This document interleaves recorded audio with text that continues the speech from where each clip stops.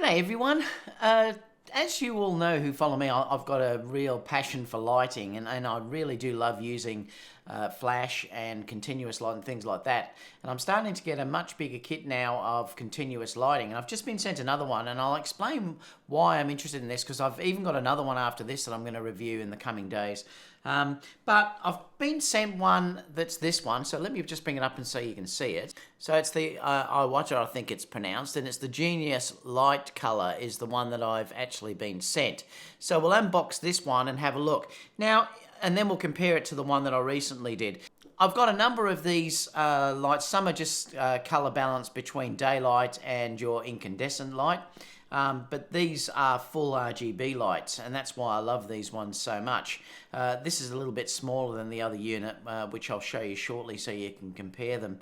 So this is the GL03, and we can have a look now at the specifications just quickly of what this light has. Okay, so if we look at a few of the specs, so let's have a look. It's got a hue adjustment range of 0 to 360. Saturation adjustment level of 0 to 100, so you can adjust the saturation from 0 to 100. It's got a color temperature range. It says 3000 to 5500K, but I don't think that's right. It's way above that. I think something's wrong there. It should be around 9000, I think. Color rendering, the CRA is 96.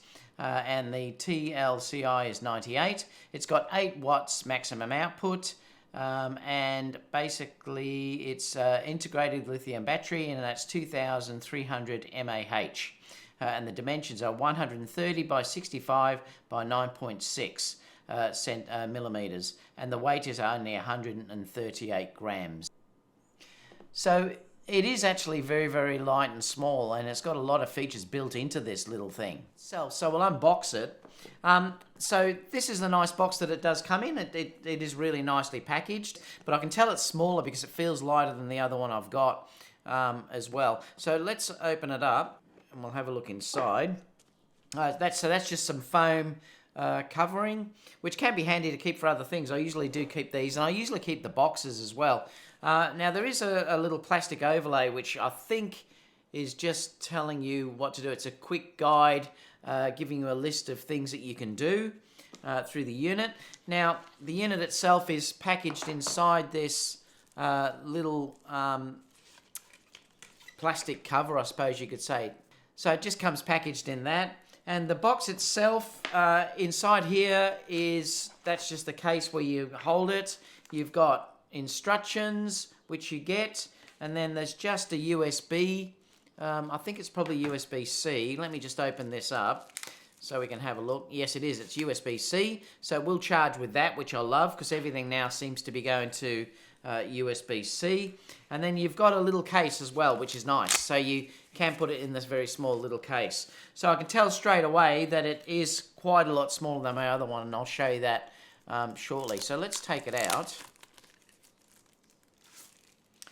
So this is the unit itself. You can see it's got a metal body, so it's really nicely made. That's what I love about these things. I mean, they really are beautifully made. The other one I've got is as well. You have got that color range at the bottom there, so you can sort of see it gives you a guide of temperatures, so it shows you what it is. It goes up from 0 to 360, so it shows you when you turn the dial where you'll be in that color range. So that's where you can see the color range through here. It'll go from 0 to 360 along there as well, which is nice because at least you don't have to guess. So you've got 3 buttons here. You've just got this would be the menu button, then you've got a plus and a minus obviously to go up in power, and this is your on-off switch on the side through here. Your USB is there on this side here, so that's how you'll charge this up. So if we want to do a comparison between the other one that I have, which is the bowling one, and this one, which is the iwata one, they're very similar in size. It's the thickness, though, that you can see here that is way different. So this one is way smaller and lighter than what the other one actually is. If you want to see the review of this, you can go down and find that. So there's a review of this already up there. So I'm not going to discuss this one. But this one is really nice. So this would be great if you're going to put this on top of your camera or something like that, due to the fact that it is really quite small and light, and also very, very thin.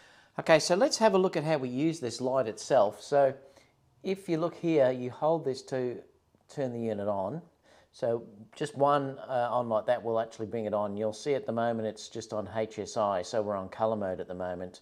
If you use the menu, it will change to the other area. Now it will do the hue, and then it will do the saturation. So if I turn this on, you can see now that that's using red. That's because it's on 360, which will correspond to 360 over in that section over there that you can see there. Now, if I want to control the hue, I can just click over to here, and then I can go minus if I want to go down. You can see how that's changing in the background, or I can go plus as well.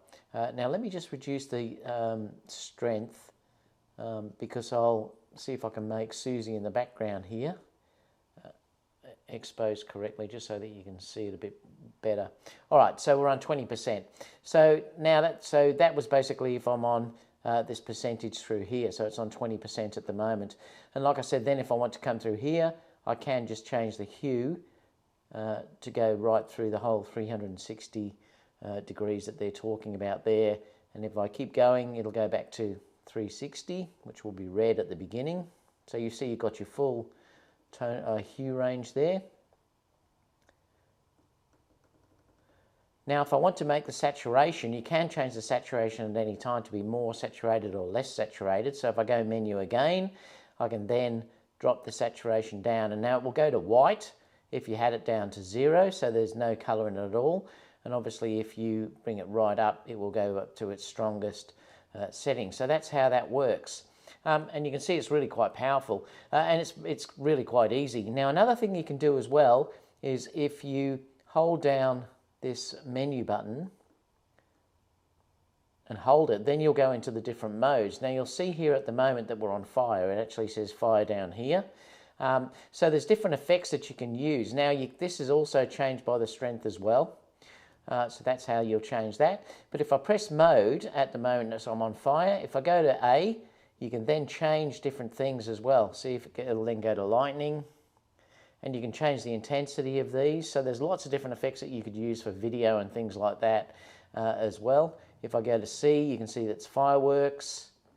And again, you can control these by changing the presets as well.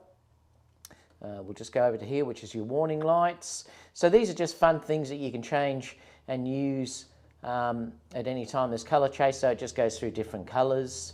And there's party effect there as well. And photo flash. Now, like I said, this is meant to simulate a flash photography going off. And then we get back to fire again. So it's really interesting. Now, if you hold down the menu again, this is where you've got control for using this as your normal video type light. So you've obviously got from 3000 Kelvin. If I switch over, I'll just turn the intensity down so that we're not so bright, so that you can sort of see Susie in the background. We can go from 3000.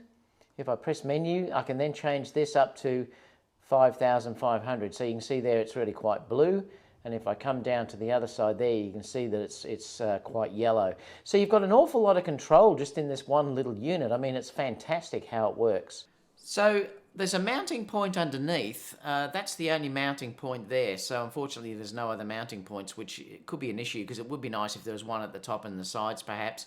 But there is one underneath, so you can put it on this type of device and then stick it into your camera, cold shoe, and then just tighten it down. And then you could use that onto your camera. So that's one great way of having that. So then you could have that in just your normal mode, video mode, or if you wanted to add some color, you can then use the RGB lights as well to do that way. So it's a really nice system.